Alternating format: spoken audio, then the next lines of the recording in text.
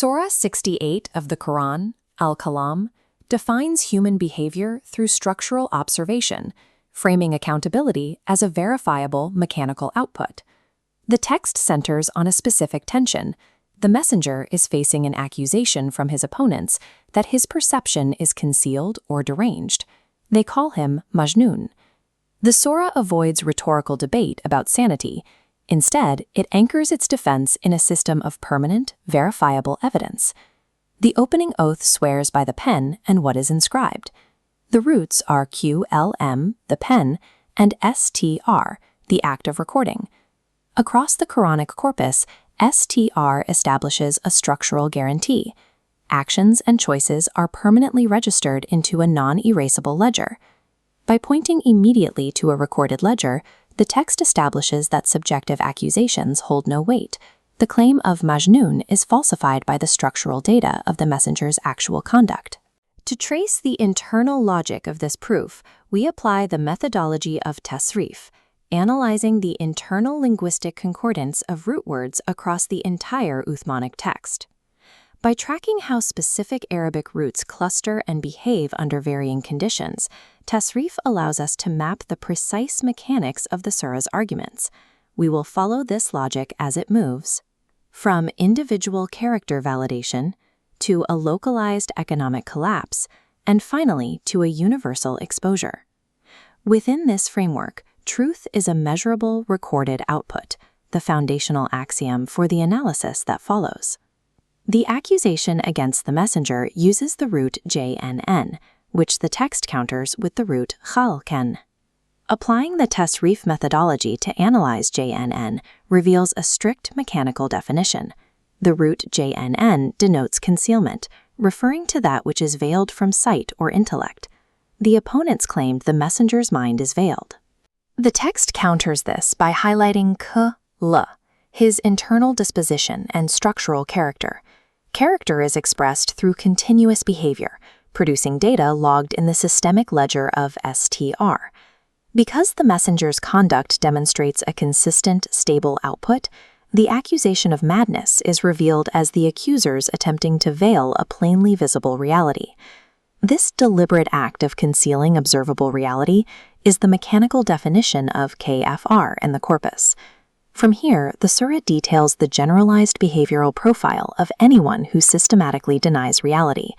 A central feature of this profile is the mana lil khair, the obstructor of good. This introduces the root MNA, meaning to prevent or withhold. Internal concordance shows MNA operates as the strict antithesis to ZKW, the register for systemic growth. To be a mana is to act as a physical dam, choking off the resources and information required for the established order to function. In this system, character flaws act as mechanical obstructions, disrupting the flow of the entire structure. The parable of the companions of the garden demonstrates the real-world output of this obstruction. The garden owners conspire to harvest their crop at dawn, specifically timing their work to ensure the needy cannot collect their due portion. This is a conscious decision to subvert required resource distribution, an active withholding of taqwa. The text uses the root SRM, meaning to cut off or sever, to define their intent. The owners believe they have the independent authority to sever the poor from the resource loop without consequence. While they sleep, sweeping destruction erases the garden. The text relies on precise linguistic reciprocity here. Because they intended to sever the fruit, the SRM input, the systemic output rendered the garden Ka'asarim, a severed, barren wasteland. The intent to withhold and the resulting destruction operate as a closed loop within one verse. This demonstrates KFR. By concealing resources, the owners initiated a process that consumed their own asset. In the logic of the parable, the attempt to sever resources from the collective loop creates a reciprocal collapse of the very asset being withheld. The surah then elevates this principle to a universal scale. It introduces the final movement, the event described as the baring of the shin.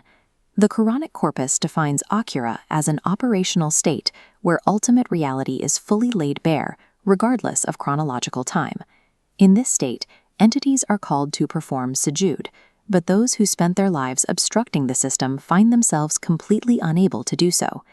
The root SJD signifies complete structural submission and active alignment, the choice to comply with the established order. The paralysis they experience in this moment is not a new punishment applied in retaliation. This inability to align is the exposed, unvarnished consequence of a system they had never actually aligned to. The text notes they were called to align while they were secure, or salimun. Their physical incapacity was always present. It was merely veiled, or GNN, by their temporary security. To avoid this paralysis, the text closes with a corrective model, the injunction to maintain qiyam, an operational state of standing and patience. The companion of the fish, the prophet Yunus, is offered as the structural precedent for this sustained alignment.